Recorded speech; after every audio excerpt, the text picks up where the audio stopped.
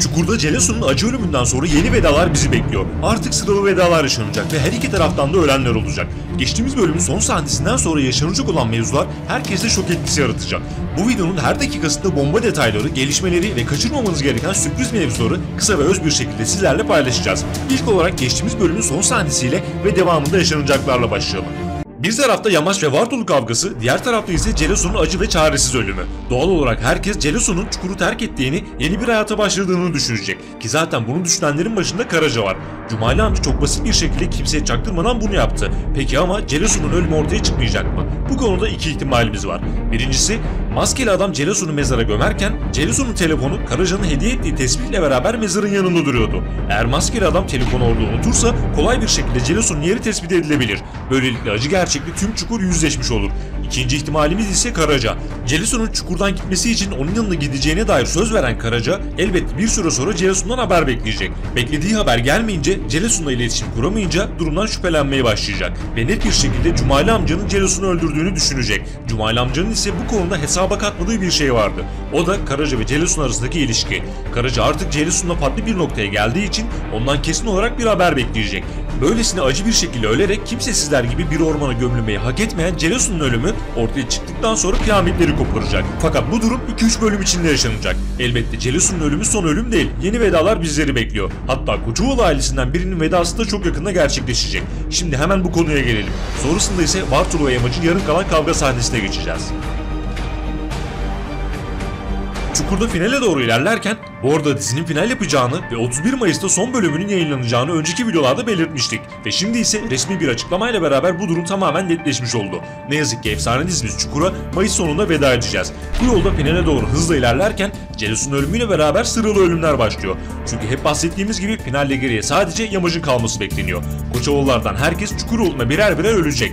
Bu yolda 2 bölüm içinde vedası beklenen sıradaki isim ise Sultan Koçovalı'nın olması bekleniyor. Önümüzdeki bölümlerde Sultan'ın bazı konulardaki büyük pişmanlıklarını izleyeceğiz. Artık eski sert sultandan eser kalmayacak.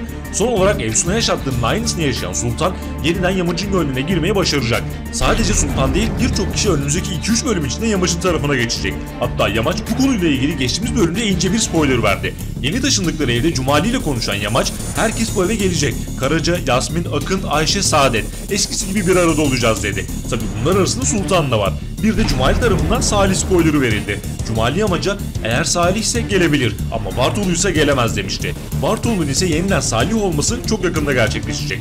Evet, Sultan'ın vedası çok yakında yaşanacak dedik. Koçovalılar giderek kan kaybederken karşı taraftan da ölenler olacak. Bunlardan biri de Nedim. Yamaç bir süre sonra Nedim'in biletini keserek Cumali amcaya büyük bir darbe vuracak. Bir diğer ölüm senaryosu ise Kulkan'la birlikte yaşanacak. Hatta en önemli ölüm Kulkan'ın ölümü diyebiliriz. Çünkü onun ölümüyle beraber Cumali amcanın kirli yüzü ortaya çıkacak ve Vartolu tüm gerçekleri öğrenecek. Şimdi gelelim Vartolu ve Yamaç kavgasına.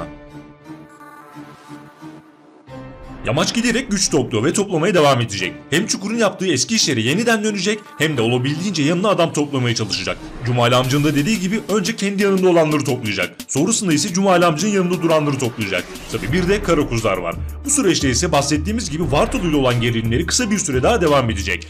Geçtiğimiz bölümün son sahnesinde yaşanan kavga ise berabere bitecek diyebiliriz. Hatta bu konuda çok ilginç dejavular ve ince spoilerlar verildi. Mutlaka dikkatinizi çekmiştir. Geçtiğimiz bölümde hem Vartolu'nun bar sahnesi ve burada konuştukları, yaptıkları hem de mahallede Yamaç'la karşı karşıya gelmesi ve iki grubun birbirine saldırması. Tüm bunlar hepimize dejavu yaşattı. Adeta birinci sezondan esintiler izledik. Bu dejavuların devamı gelecek. Mesela birinci sezondaki kavganın sonunda İdris Koçovalı hem Yamaç'a hem de Vartolu'ya çok kızmıştı. Çünkü İdris Çukur için kardeşlerin birbirine girmesini kesinlikle istemezdi. Hatta bu olayla beraber kemikleri sızlamıştır. İşte bu konuda da duygusal bir mesaj verilmesi bekleniyor. Bir diğer dejavu ise birinci sezonun sonunda Yamaç Çukur için Vartolu'nun elinden tutmuştu ve onu yeniden hayata bağlamıştı. Bu defa ise ilerleyen bölümlerde Yamaç yorgun ve çaresiz olduğunda Vartolu onun elinden tutacak ve İdris'in emaneti olan Çukur'u eski haline getirmek için Yamaç'ı yeniden hayata bağlayarak ona büyük bir güç verecek. Fakat Vartolu'nun yeniden Yamaç'la eskisi gibi olması önümüzdeki bölüm değil, bir sonraki bölümden itibaren gerçekleşecek. Aslında Vartolu Cumali amcanın yaptıklarından pek memnun değil. Hatta Bilal amcanın Cumali amcanın elini öpmesinden bile rahatsızlık duymuştu. Her şeyden önemlisi Vartolu Cumali amcaya "Beni kimse ezemez, ne küçüklerim ne de büyüklerim" demişti. Burada da Cumali amcaya incelen bir mesaj vermiş oldu. Kısacası Vartolu özellikle Kulkan'ın ölümüyle beraber tüm gerçekleri öğrendiğinde adeta çılgına dönecek ve yeniden Yamaç'ın en büyük destekçisi olacak.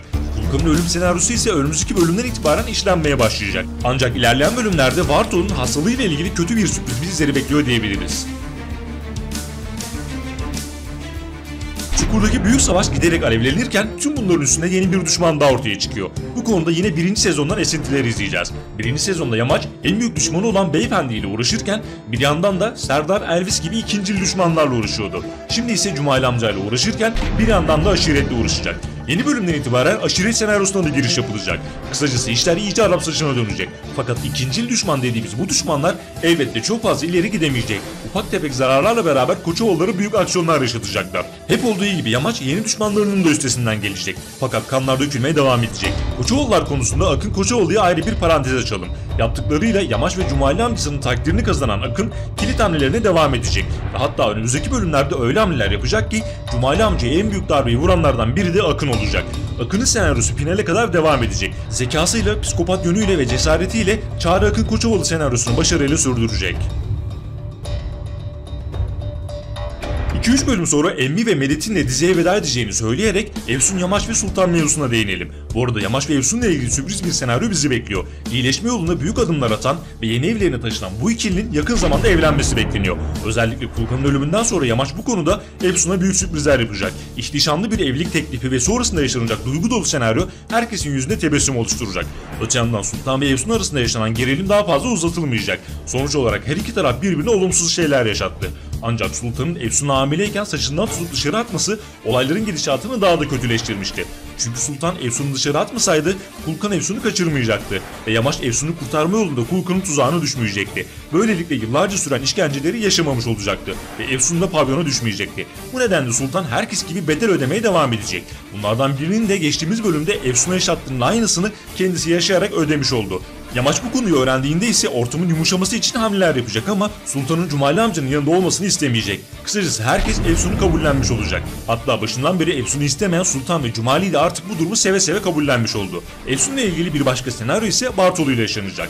Geçtiğimiz günlerde bu ikilinin olduğu bir mekanda çekimler yapıldı. Bakalım Bartolu Efsun'la tanıştığında nasıl bir tepki verecek? Önümüzdeki günlerde yeni videolar gelecek dostlar. Kaçırmamak ve anında haberdar olmak için bildirimleri mutlaka açalım. Kendinize iyi bakın, hoşça kalın.